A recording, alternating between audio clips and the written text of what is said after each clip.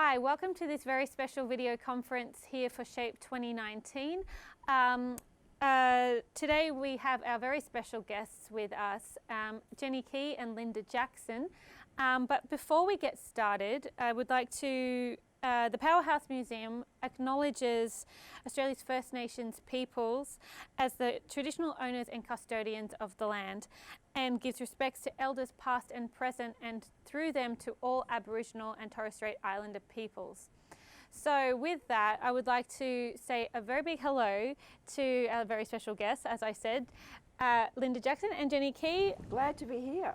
Hello, hello. Okay, Hello. wonderful. Hello, everyone. I hope you're going to be inspired by our little chat today. You just have to have the confidence in yourself and really try exploring all those different ways of working. Challenge yourself. You might like to work like Jenny and I had an amazing time working together for 10 years because we loved what each other was doing. You might have some friends with you that you can actually get together because one can sew, one could knit, one could cut out, you can experiment. One loves dressing up, so you might find a couple of your friends that you can sort of get together and challenge each other the way that we did and have a lot of fun doing it. Because we just looked at each other. We weren't, of course we looked at fashion magazines, etc. But we wanted to create things that no one else had done. So by looking to Australia and saying, wow, putting koala bears on knits and sturt desert peas on knits, because that's how I started, was drawing up little images of amazing, simple imagery like desert peas, waratahs, koalas, kangaroos, and putting them on a great big thing called a jumper and getting amazing women that I found to knit them up. Yeah, because what we're looking at behind is all collages of all of our work in the various ways that everything's been done. But now However you're seeing, can do it, yeah. Yeah, now you're seeing on the screen some of the knitwear, which was really something quite amazing at the time, because in the time before I developed these knits, it was an old lady thing, doing a little jumper for the child that's just been born or something. Well, we had them growing up, yeah. My mum knitted me jumpers, so... But I turned knitwear into something that was just so... Everyone wanted a jumper with a big sort of graphic image of Australia on it. So, that was a very, very unusual thing to do at the time. And Linda, with all, let you talk about all her, her beautiful work and these incredible rainbow cottons and chiffons and...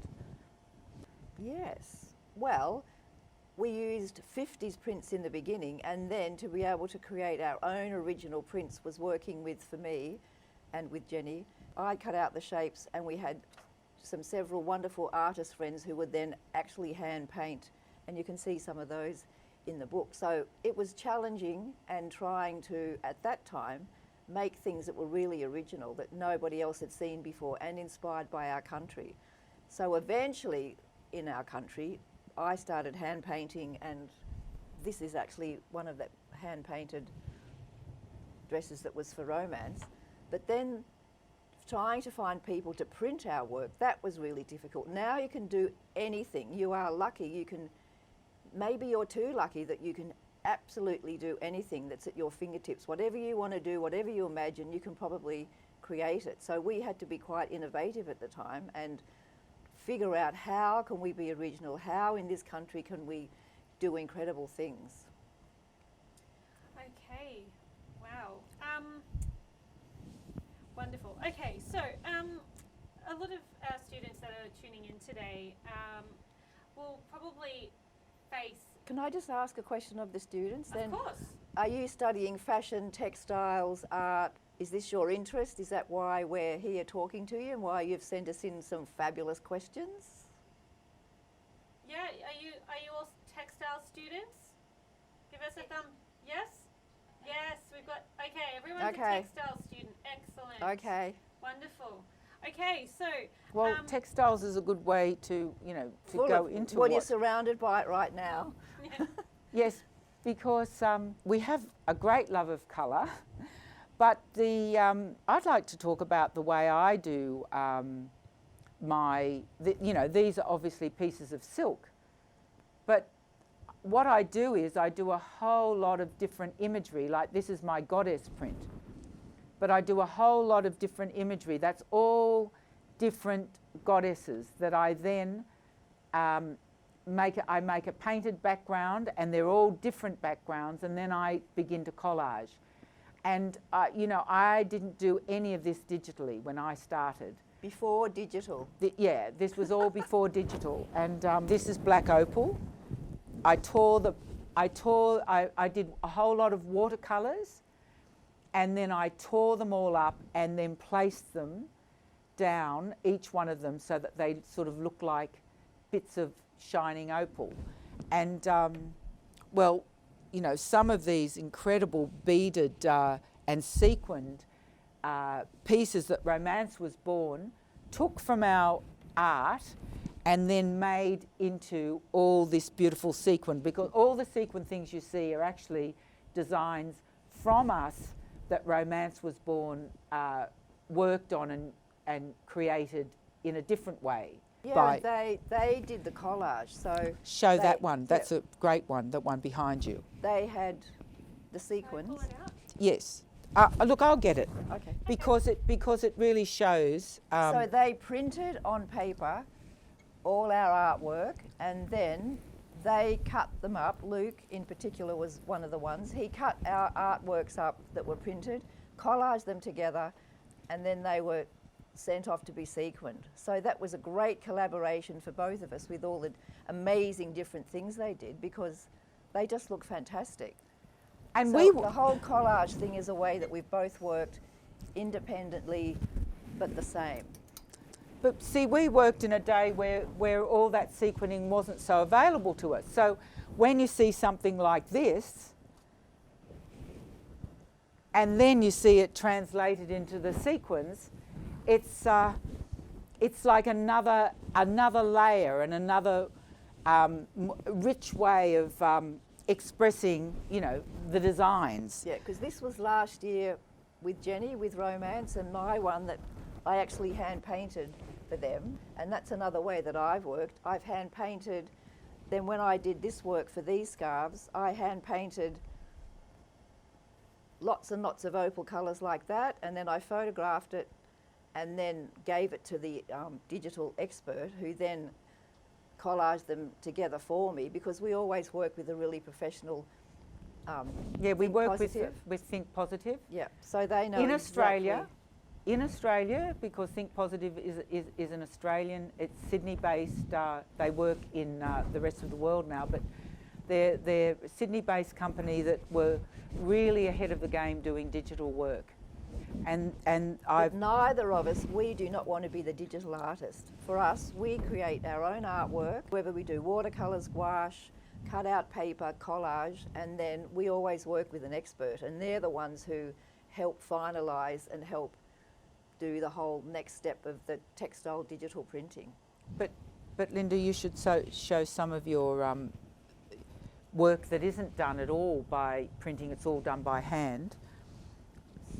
So some of these beautiful rainbows. So this is hand printed, and this is this is a giant poncho, because once I started doing things like this, I never wanted to cut them up. So this was actually using paper cutout stencils, 2 screens, and working out how to print a rainbow one way and a rainbow the other way, so that the colours mixed like that.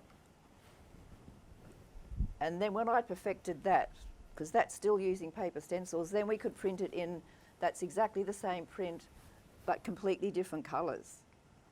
So I was able to do lots and lots and lots of different colour combinations, black and white, earthy colours, ocean colours, and the minute you start doing things like that, it just gives it a whole completely new look. So all of our Year 12 students here are facing a big uphill educational struggle for the next few months, finishing off their HSC. And one of the biggest challenges they face is time management. Do you have any advice or would like to share how you best plan your projects or your upcoming artworks or anything like that how do you plan that so that you can fit it within your schedule of public appearances or, you know, exhibition building or Well, I guess things it like that? depends on if you've got a deadline. We're really practiced at working to a deadline, and that's like having an exhibition. We just work all or day our and all night. shows. Yeah, you know, and when we've been looking at the archives when we were working on our show here, suddenly we're looking at Jenny's work from the 70s and mine that we hadn't seen for years and years and years. It's like we must have painted and worked all the time because there is so much work and so much archive that we couldn't stop because we loved it so much. So But when you say work to a schedule, look, there's so many hours in the day and you have to fit it all in. I mean, it's not a question to ask me because I don't work to schedules. No, but you get things done. Well, so I no know, matter but I work how- around the clock to get things done and, Yeah. you should be measured with your time. You should know that you should have 2 hours for this and then 2 hours for that. I don't work like that. I'm chaotic. So it's always best to just at least have like a goalpost at the end, like a date or something like that, and a little Yeah. bit every day is Yeah. better than everything all at once at the end. Well, Sometimes. when you're at college, Yeah. you've got deadlines, so You've got you to don't have a choice. You've got to get that work done. You've got better time management when you're at school, I think, than for someone like me who just has a fluid way of moving and doing. So with your career spanning quite many years now, Yes, we'll agree with that. has there been any really big challenges that you've had to face, really big failures that you've just gone, oh my gosh, I just don't know how this is ever going to be fixed? And did you manage to somehow overcome this challenge to really shine on the other side? I'm not looking for big failure stories, but No, you know, like, but we didn't work in the industry of fashion. Linda and I were bespoke artisans working in fashion. Which is what everyone wants to do now. Well, but you have to. We have to be separated. We're artists working in fashion. We are not in the business of fashion as such, making that perfect pair of pants. None of that. We're artists working in fashion, and so we work in a very, very bespoke way. If I had this divine little shop in the Strand Arcade on the first floor. Linda made all these incredible clothes for that. And I had a studio. I didn't want a shop. I had a studio that was upstairs that people would come to me, and we did our printing and hand painting and made to order wedding dresses and different things like that. So, But there's a point to me running this small business. The point to that was that I would say to Linda, let's, do half a dozen little flared shorts, for this very week. small quantities. Yeah, and if they didn't sell, we didn't do it again. But it was sort of easy to do that because we were playing to an audience that was engaged with us. And if we didn't like to wear it, well, we didn't make it. We didn't even put it out there because we had to love everything we did. We weren't designing to do things just for another set of people. It was about us. Hard world either way. Hard world when you've got to play to a general public and it's a big commercial range. A hard world when it's bespoke, but it's all doable. We can only talk about the beauty of working, one-offs, a dozen of this. With my jumpers, when they sold, of course I made more, but each knit took 2 weeks and sometimes 10 weeks to make. So, we weren't in an industry of churning clothing out. We were always working sustainably. We were working with pure fabrics, with pure wools, pure cottons. We were always working with small quantities. And that is a message for all of you young people today to take away and think, do I want to be an artist working in fashion? Well, sometimes it's all an these- experience to see to learn. I've worked in a factory, I've sewed in a factory, and it showed me what that's like. If I have then later on when I had a studio, I knew that I didn't want it to be like that. It was very small, but we've had experience in lots of different ways of working. So you need to be able to see what's going on so you can evaluate exactly how you're going to feel about what you want to do. And to be at the foreground at the very beginning of working in vintage and taking, you know, 30s, because they were 30 chiffon dresses at the time, cutting them up, patching them, making something new out of them. This is all called recycling now.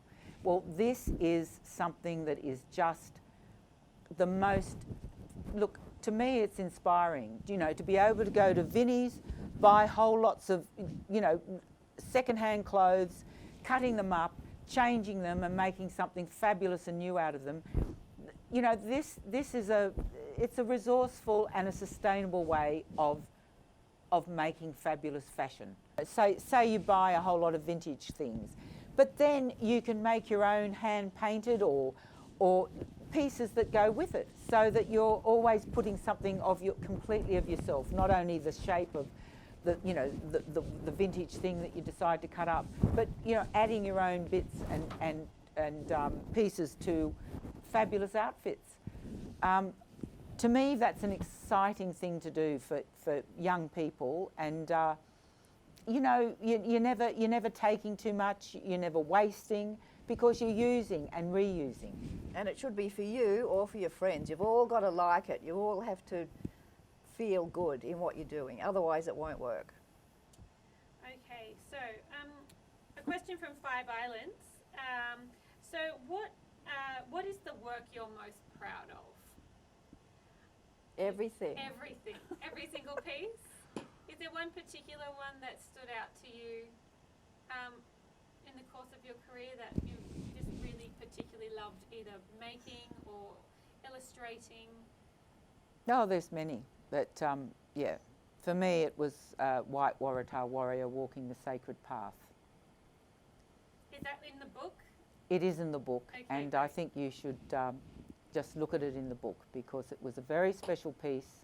It was made out of recycled pieces, and it's so special that it needs 45 minutes just on that beautiful gown that I did.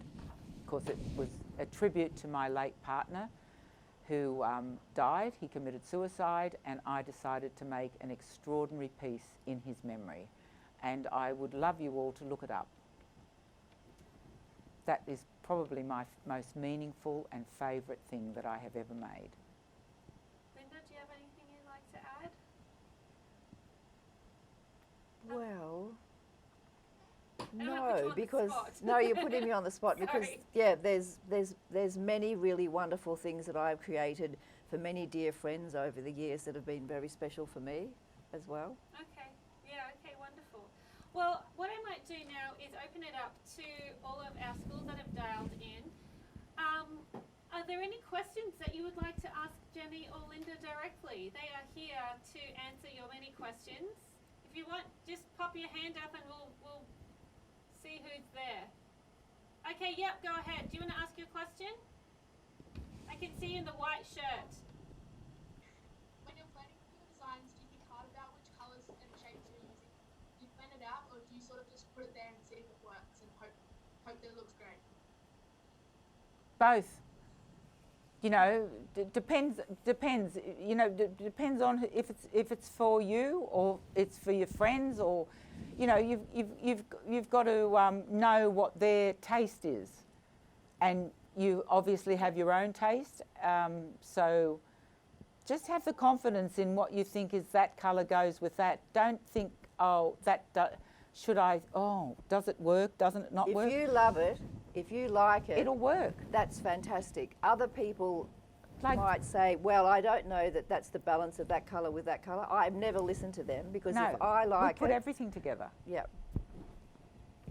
That's the confidence you have to have in yourself to know that that's okay, that is your choice, you love it. As long as you love it and you feel good about it, that's the answer, because other people it might be radical for them, it might be too unusual, or it might be, well, I don't know that those look good together, but actually it's up to you to have the confidence. Excellent, excellent. I'm so glad you asked a question. Is there anyone else that would like to ask a question?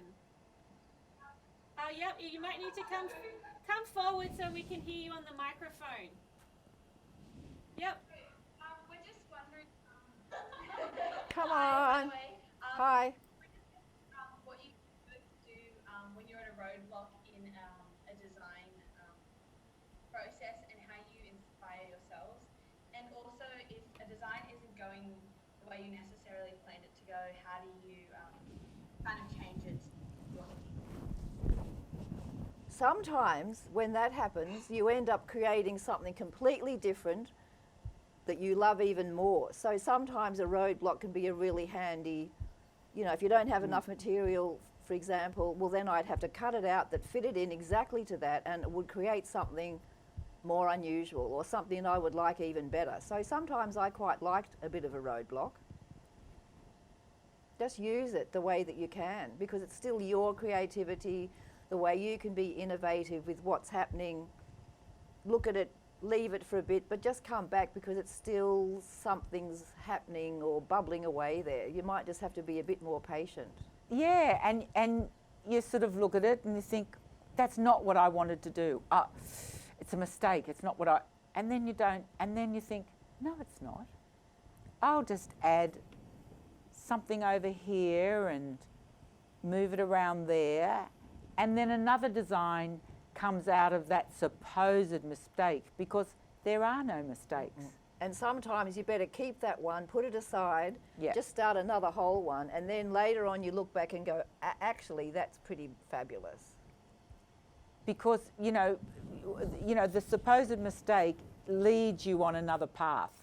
And the thing is, and we'll always go back to this confidence, is just, you know, actually having the confidence to let it flow out, you know, and you know, try and break through the roadblock and just, you know, layer it or add a piece over it. Or I'm you know, always thinking collaging and art, but I don't know whether you're talking what with a design or a shape, but it's the same thing really. It's just allowing things to flow and trusting yourself. And if there's a roadblock, when I learnt to drive, I was quite elderly when I learnt to drive, you have a roadblock, well you just drive off in another direction and you just discover some whole new exciting place or an event. And it's the same with art. Yes. Okay, wonderful. Well, I think we Does might... that help you? Yeah. I want to hear from the person who asked the question. Does it help you? Yeah. Excellent. Okay. Definitely. Yeah. Come Yeah. on, tell us more. Yeah, We I'm wanna know. I'm wanting to know, Yes, does that please. help you? No, it does, because I think with myself, when I'm designing something, I'll be too hesitant to keep on like going with it. Yeah. And I sort of give up on the idea, or and I don't come back to it. So I think it's really important how you mentioned that. That's the coming back. strength. The strength is to keep going with it when you get hesitant. And that's what, honestly, that's what Linda and I would so want to impart, because I know that feeling when I Yes. get insecure and it's no good and I hate it and I'm just no good and all of those terrible feelings. But then you sit with that, and then the next morning you go back and you say, oh my God, I'm going to do that today, and it just comes out. That's the process of being an artist. You can't take, you've got to take the good with the bad. So I think we need to wrap up our video conference now. No, we just started. But I did want to make sure that we do show you this book again. It is available. You'll love it. It's available in our store at the moment, but I'm sure if your school would like a copy of this publication for your library, that we can definitely arrange for that to happen. But I wanted to say a very special thank you to both Jenny and Linda for coming in today and talking with you and answering your questions. And I hope that they have been an inspiration and that they have given you lots of insight into their own practice and help you forge your own careers in And fashion keep going, textiles. never stop. We live in a colourful world, the two of us. We Can you live in a tell? colourful world. All we've ever wanted in our lives, in our creative world, was to spread joy and optimism and a love of this country. And through our work, we have achieved that, and as older people. And I just want to encourage you kids to have Stick that, with it. yeah, and be optimistic, because we can make change and we can do beautiful things, but you've just got to believe in yourself and trust yourselves. All right. Well, thank you very much, everyone, for tuning in, and we hope to see you again sometime. Bye. Bye.